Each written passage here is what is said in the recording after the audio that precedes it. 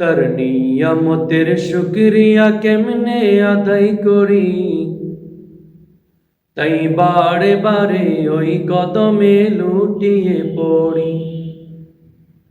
তার নিয়ামতের শুকরিয়া কেমনে আদায় করি, তাই বারে বারে ওই কদমে লুটিয়ে পড়ি। তাই বারে বারে ওই কদমে লুটিয়ে পড়ি। আল্লাহ পাক রব্বুল আলামিন তার বান্দাদের উপরে যে পরিমাণ নিয়ামত বর্ষণ করেছেন আর দান করেছেন, যদি একজন মানুষ তার হায়াতে জিন্দেগির শুরু থেকে নিয়ে শেষ পর্যন্ত প্রতিটা মুহূর্ত যদি ওই রবের দেওয়া নিয়ামতের শুকরিয়া আদায় করে, খোদার কসম ওই বান্দার দ্বারা তার হায়াতে জিন্দেগির সম্পূর্ণ সময়টা আল্লাহ তাআলার নিয়ামতের শুকরিয়ার মধ্যে যদি কাটায় দেয়, তবে ওই রবের দেওয়া নিয়ামতের শুকরিয়া বান্দার দ্বারা আদায় করা সম্ভব নয়। এত নিয়ামত আল্লাহ আমাদেরকে দান করেছে যে হায়াতে জিন্দেগির সম্পূর্ণ সময়টাও যদি আমরা আল্লাহ তাআলার ওই নিয়ামতের শুকরিয়া আদায়ের মধ্য দিয়ে কাটায় দেই, এরপরেও শুকরিয়া আদায় শেষ হবে না। এর কারণ হলো, ও বান্দা, আল্লাহর দেওয়া যে নিয়ামতের শুকরিয়া আদায় করে তুমি তোমার হায়াতে জিন্দেগির সম্পূর্ণ সময়টা কাটায় দিলা, একটা বার কি চিন্তা করছো এই লম্বা সময়টুকু যে রব তোমারে দান করলো তার নিয়ামতের শুকরিয়া আদায় করার জন্য, এই রবের দেওয়া সময়টাও তো তোমার জন্য আলাদা আরেকটা নিয়ামত।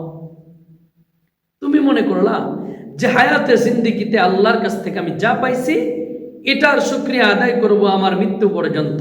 ও বান্দা, তুমি ভুলে গেছো যে তুমি যে শুকরিয়া আদায় করার সময়টুকু পাইলা, এটাও তো আল্লাহর দেওয়া আলাদা আরেকটা নিয়ামত তোমার উপরে। সুবহানাল্লাহ, এটা আলাদা আরেকটা নিয়ামত।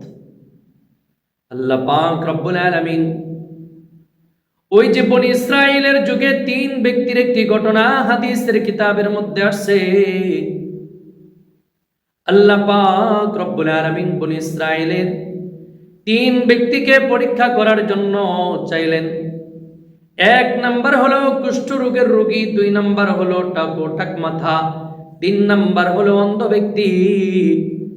আল্লাহ তাআলা চাইলেন এই 3 ব্যক্তিকে পরীক্ষা করবেন।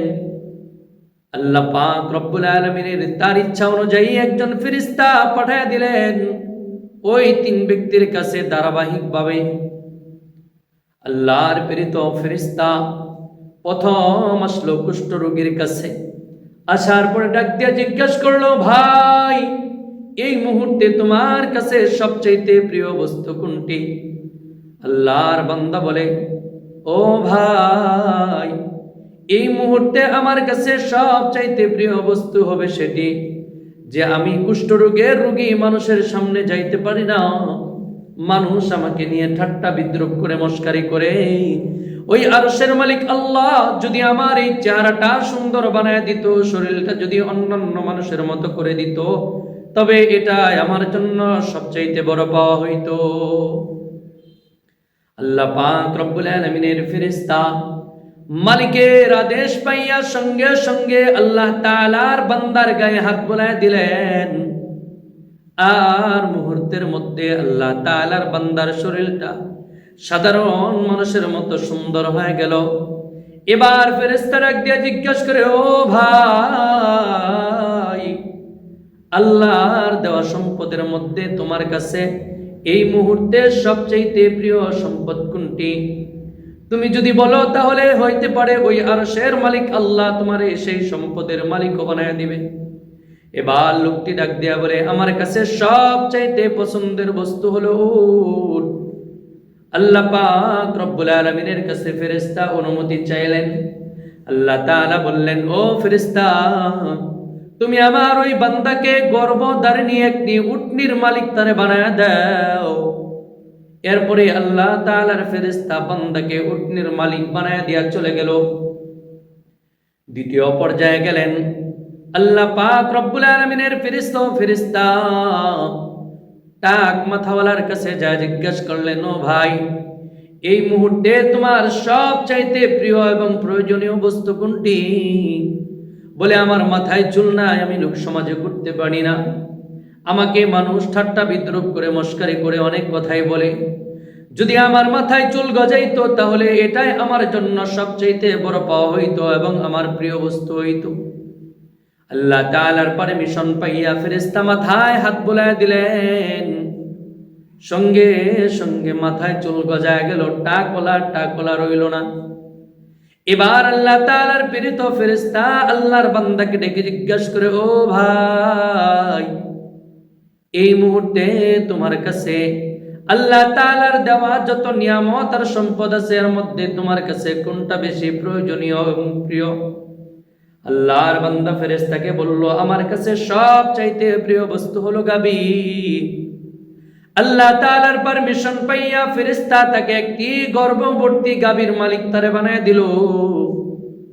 এবার ফেরেশতা চলে গেল অন্ধ ব্যক্তির কাছে।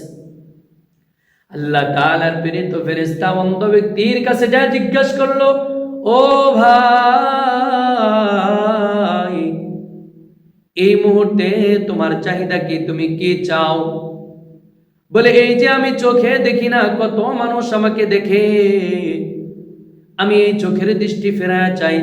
ওই আরশের মালিক আল্লাহ যদি আমার চোখের দৃষ্টিটা ফেরায়া দিত তবে আমি বড় খুশি হইতাম, আর আল্লাহ তাআলার এই বিশাল দুনিয়াটারে আমি দেখতাম, আমার রবের কৃতজ্ঞতা প্রকাশ করতাম।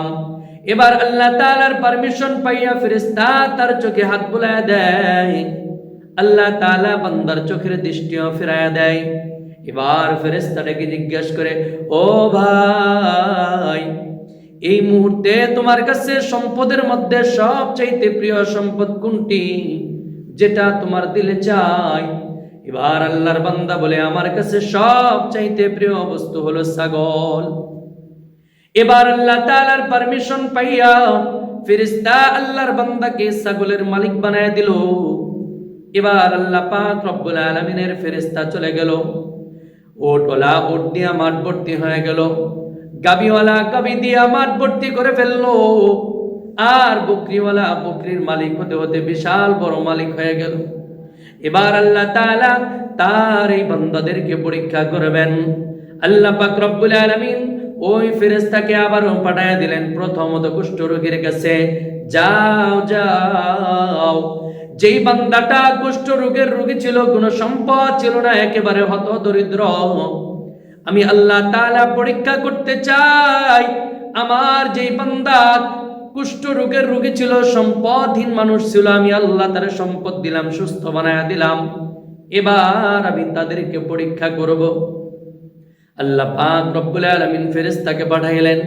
এবার ফেরেশতা ডাক দিয়া কয়, ও ভাই, আমি মুসাফির মানুষ, আমি পথ চলতে চলতে সমস্ত সহায় সম্পত্তি শেষ করে ফেলেছি, এখন আমার কাছে আর কোনো অবশিষ্ট কিছুই নাই, তবে আমি যদি আমার গন্তব্যে পৌঁছতে চাই, এই মুহূর্তে আমার একটি উটের প্রয়োজন আছে। তোমার তো কিছুই ছিল না, তুমি কুষ্ঠ রোগের রোগী ছিলে, গরিব মানুষ ছিলে, আল্লাহ তাআলা তোমাকে এত বিশাল সম্পত্তির মালিক বানায় দিছে, তোমার উট দিয়া বিশাল বড় বড় চড়াগুলাকে ভরে দিয়েছে। এবার ভাই, তুমি যদি আমাকে একটি উট দান করতা, তাহলে এটা দিয়া আমি আমার গন্তব্যে বুঝতে পারতাম। এবার আল্লাহর বান্দা ফেরেশতাকে ডাক দিয়া বলে, ও ভাই, এগুলো তো আল্লাহর দেওয়া, আমার এখন আর সম্পদ নয়, এগুলো তো আমি বাপদাদার কাছ থেকে পেয়েছি, পূর্ব সম্পদওয়ালা মানুষ আমি, আমার তো এই ধরনের কোনো কিছুই ছিল না। এবার ফেরেশতা ডাক দিয়া বলে, ও ভাই, তুমি যদি মিথ্যার আশ্রয় নিয়ে থাকো, তবে যেন ওই আরশের মালিক আল্লাহ তোমারে পুনরায় আগের অবস্থায় ফেরায়া দেয়। আল্লাহ পাক রব্বুল আলামিনের ফেরেশতা এই কথা বলে এবার চলে গেলেন টাকওয়ালার কাছে, টেকুর কাছে।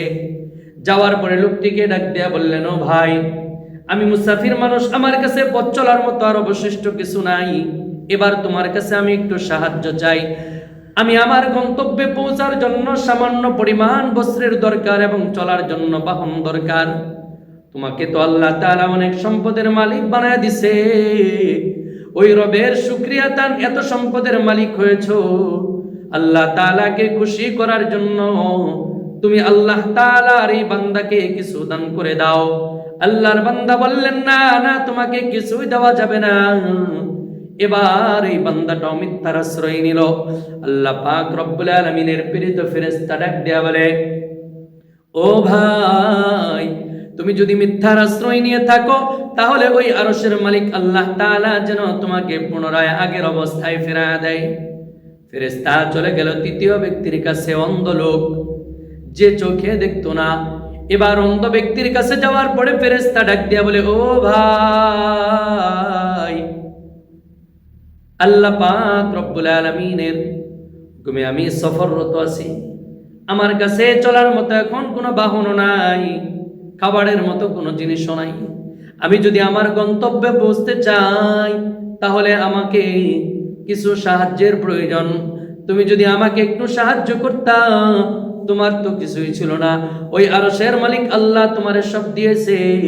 ওই আল্লাহর বান্দা হিসাবে আমি তোমার কাছে চাইতেছি, তুমি আমাকে কিছু দাও। এবার আল্লাহ পাক রব্বুল আলামিনের ওই অন্ধ বান্দা, যে চোখে দেখতো না, সম্পদহীন মানুষ ছিল, আল্লাহ পাক রব্বুল আলামিনের বান্দা ফেরেশতারে ডাক দিয়া কয়, ও ভাই, আমার কোনো সম্পদ ছিল না, আমি একেবারে দরিদ্র মানুষ ছিলাম, চোখেও দেখতাম না, এই সমস্ত কিছু আমার আল্লাহ আমাকে দান করেছে। এবার আল্লাহ পাক রব্বুল আলামিনের বান্দা ফেরেশতাকে ডাক দিয়া বলে, ও ভাই, তোমার যা মনে চাই, এখানে যত সম্পদ আছে, এই সম্পদের মধ্য থেকে তোমার যতটুকু মনে চাই তুমি গ্রহণ করো। এই জন্য আমি তোমার কাছ থেকে একবার সন্তুষ্ট হইয়া তুমি আমার কৃতজ্ঞতা প্রকাশ করবা, আমাকে বাহবা জানাই বা সাধুবাদ দিবা। এমন কোন শব্দ আমি তোমার জবান দিয়ে আমি আমার ব্যক্তিগতভাবে চাহিদা নাই, তবে আমি আমার ওই মালিকের দেওয়া সম্পদ দিয়ে আমার ভাইকে সাহায্য করতে পারতেছি, এটাই আমার জন্য সবচাইতে বড় পাওয়া। এবার আল্লাহ তাআলার ফেরেশতা কয়, না না, আমি তোমার কাছ থেকে সম্পদ নিতে আসি নাই, ওই যে তোমার সঙ্গে আরো দুইজন লোক ছিল, তুমি সহ তিনজন, ওই আরশের মালিক আল্লাহ তাআলা আমারে ফেরেশতা হিসেবে পাঠাইয়া তোমাদেরকে পরীক্ষা করার জন্য বলেছে। তোমার দুই ভাইয়ের আচরণে ওই আরশের মালিক আল্লাহ অসন্তুষ্ট হয়ে গেছে, আর তোমার এই আচরণের কারণে ওই আরশের মালিক আল্লাহ সন্তুষ্ট হয়েছে। ও মুমিন, এই যে আল্লাহর দেওয়া সম্পদ পাওয়ার পরে যদি আল্লাহ তাআলার দরবারে শুকরিয়া আদায় না করতে পারি, মানুষকে যদি আল্লাহর দেওয়া এই সম্পদ দিয়ে সাহায্য সহযোগিতার হাতকে প্রসারিত না করতে পারি, তাহলে এই অটল সম্পত্তির মালিক হয়ে কি হবে? মরণের পরে তো সব দুনিয়ায় থেকে যাবে। এই জন্য দুনিয়ায় যতদিন বাঁচবো, নিজে যেমন স্বাচ্ছন্দ্যে জিন্দেগি যাপনের জন্য রবের দেওয়া সম্পদ নিয়ামত হিসেবে ভোগ করব, যারা কষ্টের মধ্যে থাকে তাদেরকেও দিয়ে সাহায্য সহযোগিতার হাতকে প্রসারিত করব। আল্লাহ, আপনি আমাদের সবাইকে আপনার দেওয়া প্রত্যেকটা হুকুম, প্রত্যেকটা বিধান যথাযথ মানবার, আমল করবার তৌফিক দান করুন, এবং দুনিয়ায় যতদিন থাকবো ঈমান নিয়ে চলার তৌফিক দান করুন। আমিন।